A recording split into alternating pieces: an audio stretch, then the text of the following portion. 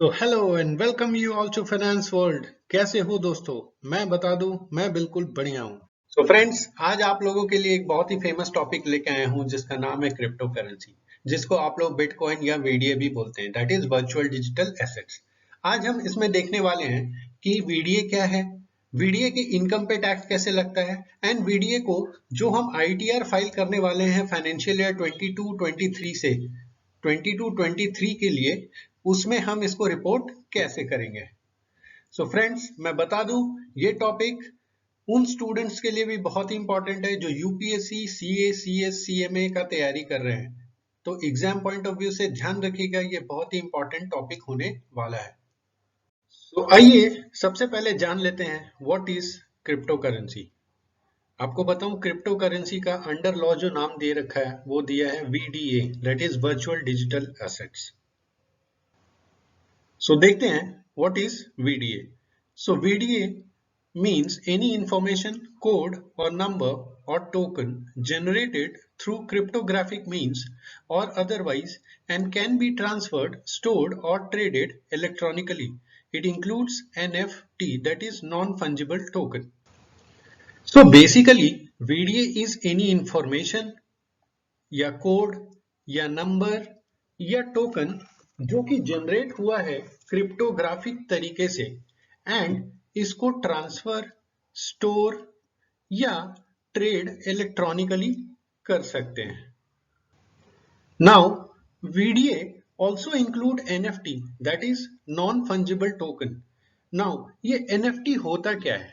सो NFT एक unique asset होता है एंड इसको इंटरचेंजेबल नहीं कर सकते हैं।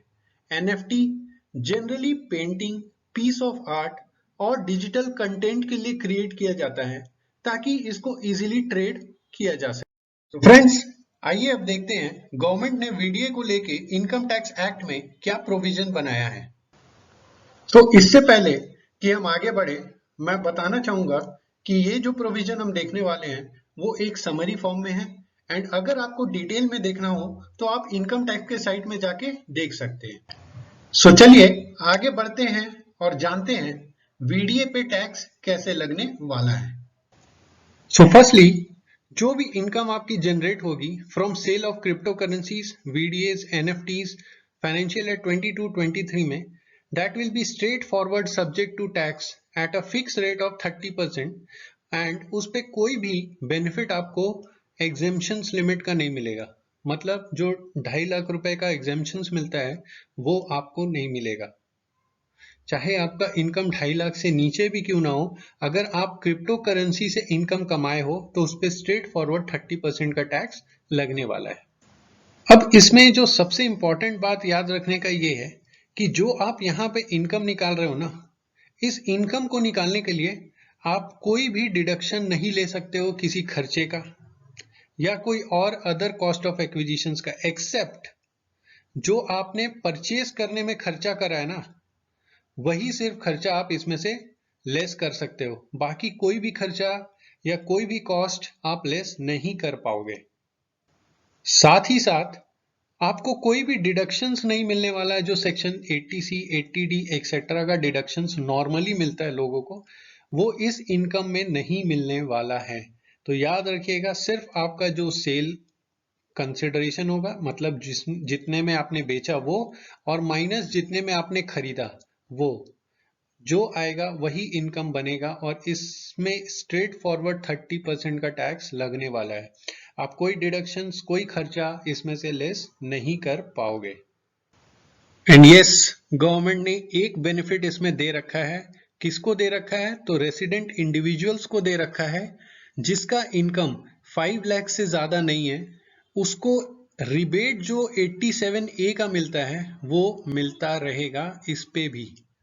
अगर उसकी इनकम 5 लाख से नीचे है, मतलब 5 लाख से ज्यादा नहीं है, 5 लाख या 5 लाख से नीचे है, तो उसको रिबेट जो 12,500 रुपए का मिलता था 87A में, वो मिलता रहेगा, चाहे उसकी इनकम जो सेल ऑफ क्रिप्टो करेंसी या वीडीए या एनएफटी से ही क्यों ना आई हो।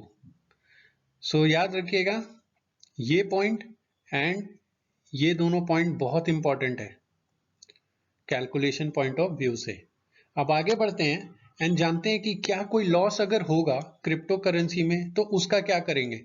तो गवर्नमेंट ने बोला है कोई भी लॉस अगर होता है क्रिप्टो करेंसी से तो तुम उसको कहीं भी एडजस्ट नहीं कर सकते, ना ही उसको तुम कैरी फॉरवर्ड कर सकते हो। तो मतलब neither can be carry forward nor can be set off against other income. So आप किसी भी इनकम से उसको एडजस्ट नहीं करोगे, सेट ऑफ नहीं करोगे और ना ही उसको आप कैरी फॉरवर्ड करोगे। मतलब जो भी लॉस हुआ है वो लॉस उसी साल में लैप्स हो जाएगा। लैप्स मतलब खत्म, उस लॉस का कुछ नहीं होने वाला और उसको हम रिपोर्ट आईटीआर फॉर्म में जरूर करेंगे। अब जैसा कि मैंने आपको पॉइंट नंबर 2 में बताया था कि कोई भी खर्चे का डिडक्शंस नहीं होता है, तो वही चीज यहाँ पे लिख रखा है कि आपको ये ध्यान में रखना है कि deductions related to brokerage and transaction charges are not allowed. So income calculate करने में ये दोनों खर्चे अलाउड नहीं होगा। ठीक है।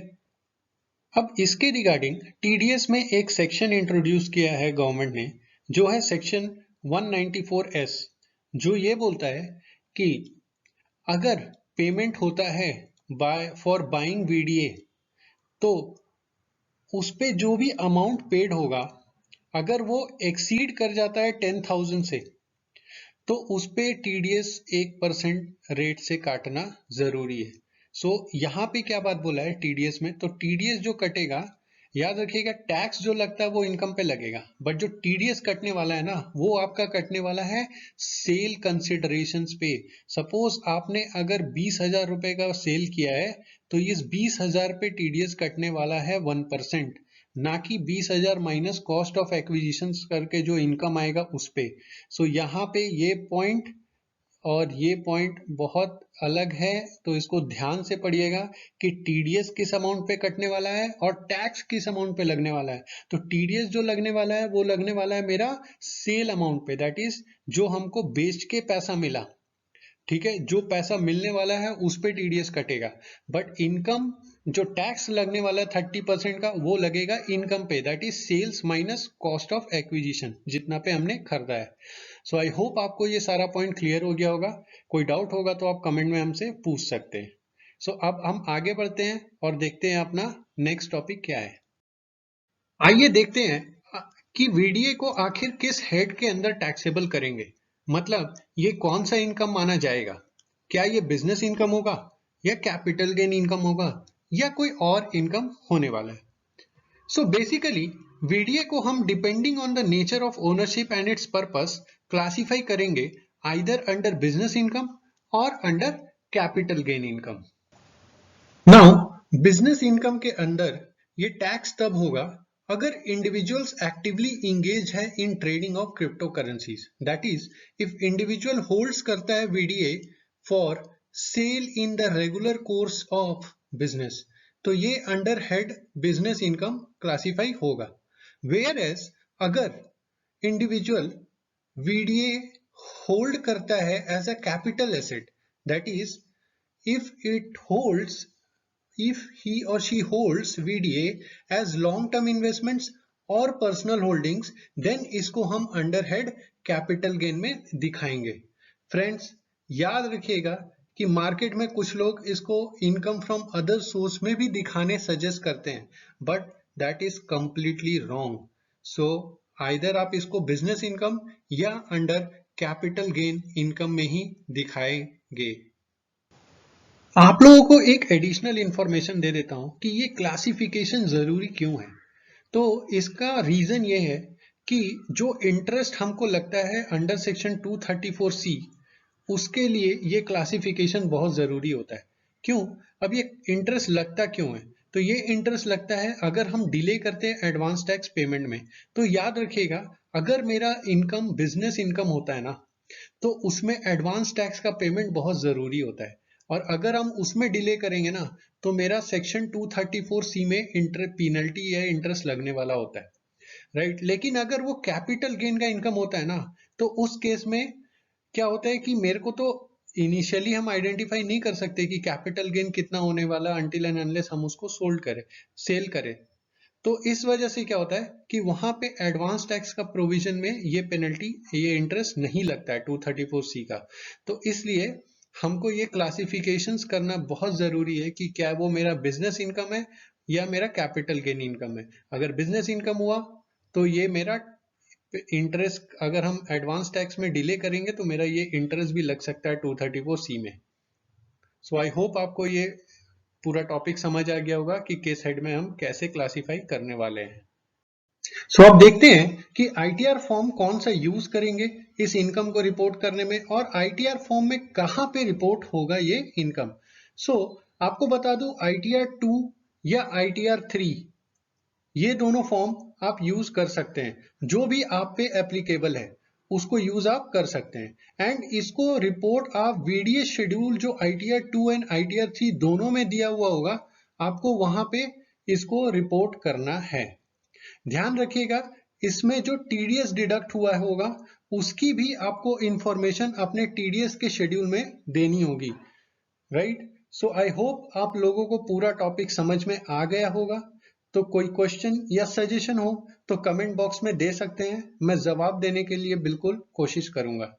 फ्रेंड्स, वीडियो अच्छा लगा हो तो एक लाइक कर दीजिएगा। तब तक के लिए goodbye, good day and stay blessed all. Thank you so much.